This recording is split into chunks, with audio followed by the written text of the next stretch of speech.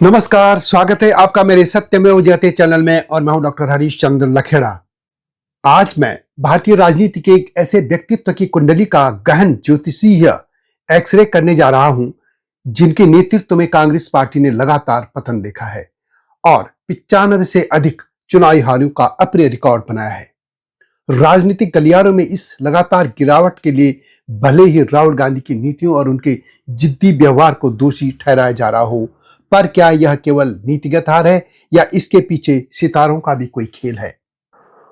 भारतीय सभ्यता के महान ज्ञान ज्योतिष का 1 साल तक अध्ययन करने के बाद अब मैं राजनीतिक नेताओं के व्यक्तित्व और उनके जो भी राजनीतिक तौर पर फलादेश हैं, उनके अच्छा या बुरा, उसका विश्लेषण करूंगा। और इस बार मैंने चुना है राहुल गांधी को। तो इस मुद्दे पर मैं जब तक आगे बढ़ूं, आपसे अनुरोध है कि मेरे सत्यमेव जयते चैनल को सब्सक्राइब अवश्य कर दीजिएगा और मेरे हिमालय लोग यूट्यूब चैनल को देखिएगा, यह आपसे विनम्र अनुरोध है। तो बात करते हैं राहुल गांधी की। राहुल गांधी का जन्म 19 जून 1970 रात 9:52 का जो हमें मिला, उसी के आधार पर मैं आकलन कर रहा हूं। हालांकि कई जगह उनका जो जन्म समय है वह दोपहर भी दिखाया गया है, लेकिन अधिकतर यही पाया गया था। और इस कुंडली के आधार पर राहुल गांधी की कुंडली मकर लगन और वृश्चिक राशि के जबरदस्त टकराव को दर्शाती है। स्वामी उनका लगन का जो है शनि है, जो चतुर्थ भाव में नीच होकर बैठा है, उन्हें जन्मजात संघर्ष और विलंबित सफलता देता है। यानी उनका जो भी सफलता उन्हें मिलती है वो देर से मिलती है। लेकिन उनका अडिग स्वभाव कोई असाधारण या साधारण जिद नहीं है, बल्कि संघर्ष को अंत तक खींचने की शनि की अदम्य मांग है। यानी वो जिस मुद्दे को पकड़ लेते हैं उसके अंत तक जाने का वे प्रयास तो करते हैं। यही योग उन्हें पीछे हटने नहीं देता, चाहे वह चुनावी परिणाम हो, चाहे कितने भी निराशाजनक क्यों न हो। यही योग उनको उन मुद्दों से पीछे हटने नहीं देता जो कि जनता के दरबार में नकारे जा चुके होते हैं। चाहे वो राफेल हो, चाहे चौकीदार चोर हो, चाहे अडानी, अंबानी, ईवीएम और अब वोट चोरी, ये वे तमाम मुद्दे हैं जिनको जनता खारिज कर देती है और जिनके तर्कों पर वे खुद भी सही नहीं ठहर पाते हैं, लेकिन उनकी जिद है कि उनको छोड़ेंगे नहीं। और यह सब इसलिए है कि शनि उन्हें थोड़ा जिद्दी कर देता है। इसके अलावा राहुल गांधी की जो बयान आते हैं उस पर भी विवाद होता रहता है और लोग मजाक भी उड़ाते रहते हैं, और यह सब राहु की वजह से होता है। दूसरी वाणी में राहु का विराजमान होना उनकी अभिव्यक्ति में अतिशयोक्ति और विरोधाभास भर देता है। इसी कारण उनकी बातें अक्सर विवादास्पद लगती हैं, जिन्हें उनके विरोधी झूठ का नाम दे देते हैं। राहुल गांधी की राशि वृश्चिक है, जो मन को अत्यंत गोपनीय, संदेही और भावनात्मक रूप से अटल बनाती है। उनका मन एक बार जो निर्णय कर लेता है उस पर हिमालय की तरह अडिग रहता है। यह आंतरिक दृढ़ता उन्हें बाहरी आलोचना को नजरअंदाज करने और अपनी गलती को स्वीकारने से बचने की शक्ति देती है। और आपने भी देखा होगा कि राहुल गांधी बहुत से ऐसे फैसले लेते हैं जिन पर न पार्टी चलती है, न कार्यकर्ता चलते हैं, और लोग भी उनकी जो राह होती है उस पर नहीं चलते, न उनको समर्थन देते हैं। आपको याद होगा कि उन्होंने एक बार गुजरात या संभवतः किसी राज्य में कहा था कि जिनको उनके साथ चलना है वो चले, और बाकी के लिए उन्हें कई तरह के घोड़ों की बात भी कर दी थी कि कुछ घोड़े दौड़ के होते हैं और कुछ अस्तबल में बांधने के होते हैं, और कुछ को बाहर करने का भी उन्होंने संकेत दिया था। यदि हम कुंडली का और विश्लेषण करें तो ये कह सकते हैं कि मकर लग्न का स्वामी शनि चतुर्थ भाव सुख घर में बैठा है, यानी नीच राशि में, जो कि नीच में बनता है। और शनि की स्थिति, नीच स्थिति, जन्मजात संघर्ष और विलंब से सफलता देती है। यह व्यक्ति को अत्यधिक आत्म संरक्षणवादी और संदेही बनाती है। लेकिन शनि जब नीच का होता है तो वह अपने संघर्ष को अंतिम लक्ष्य मानता है। उनका जिद्दीपन कोई अहंकार नहीं, बल्कि संघर्ष को अंत तक खींचने की शनि की अदम्य मांग है। 10वें भाव में गुरु, उनका जो है वो करियर में उनका गुरु होना उनको नैतिकता और आदर्शवाद से जोड़ता है। इसलिए आपने देखा होगा कि राहुल गांधी नैतिकता की बात करते हैं। यह भी कह सकते हैं कि राहुल गांधी पर निजी तौर पर कोई भी भ्रष्टाचार के आरोप नहीं लगे हैं।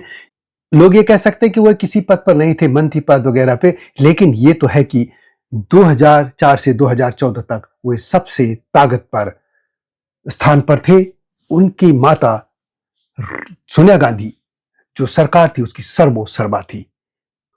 ऐसे में जब कोई व्यक्ति किसी नैतिक सत्य को पकड़ लेता है तो गुरु का प्रभाव उन्हें उस पर चट्टान की तरह अडिग रखता है, उसे लचीलापन नहीं होने देता, बल्कि विचारधारा के प्रति समर्पण इसे माना जाना चाहिए। लेकिन यह समर्पण इसलिए हो रहा है कि या जो वो अडिग हो जाते हैं किसी बात पर जिसको हम जिद्दीपन कह सकते हैं, वह इसलिए हो रहा है कि उनके सलाहकार उनको गलत सलाह देते हैं।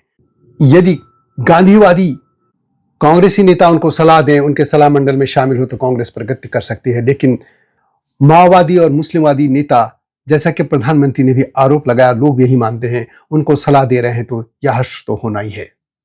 उनके षष्ठम भाव में सूर्य और मंगल है। सूर्य अहंकार और आत्मा का कारक है, जबकि मंगल आत्मविश्वास। दोनों षष्ठम भाव होने से शत्रु संघर्ष में हैं। और यह भी कह सकते हैं कि जो लक्ष्यदार भाषा होनी चाहिए वे नहीं है, क्योंकि षष्ठम भाव के स्वामी होने के कारण उनका अहंकार सूर्य के कारण हमेशा संघर्ष की मुद्रा में रहता है। उनकी आत्मा को लगता है कि गलती स्वीकार करने का अर्थ शत्रुओं के सामने हथियार डालना है, इसलिए वह अपनी कमी को सार्वजनिक रूप से स्वीकार करने के बजाय उन्हें चुनौती के रूप में देखते हैं और उस पर जमे रहते हैं। यह अत्यंत आत्म रक्षात्मक भाव है। लेकिन उन्हें यह मानना चाहिए कि भारतीय समाज नम्र लोगों को पसंद करता है, झुकने वालों को पसंद करता है, अपनी गलती को मानने वाले लोगों को क्षमा भी कर देता है और उनको अपने सिर माथे बिठा लेता है। अहंकारी लोगों को बिल्कुल भारतीय समाज पसंद नहीं करता।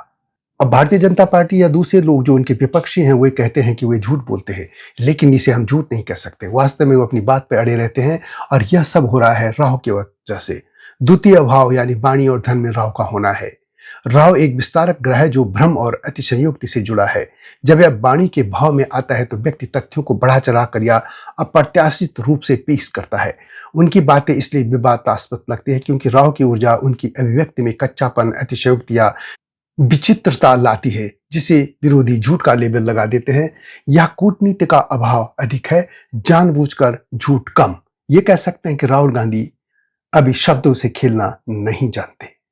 और एक बात और, वो एक बात पर जमे रहते हैं। हालांकि वे उन मुद्दों को बीच में छोड़ के नए मुद्दे पर भी आ जाते हैं, लेकिन यह देखते हुए भी कि यह मुद्दा उनको पॉलिटिकल तौर पर नुकसान कर दे रहा है, फिर भी वो जमे रहते हैं। और वह इसलिए हो रहा है कि एकादश में चंद्रमा बैठा है, वो जो नीच का भाव देता है। एकादश भाव में चंद्रमा, और वह चंद्रमा चूंकि मन का कारक है और वो नीच स्थिति में है, लेकिन यह योग इच्छाओं की पूर्ति के लिए भारी संघर्ष कराता है। और चंद्रमा, जैसे मैंने पहले भी कहा, मन का कारक है।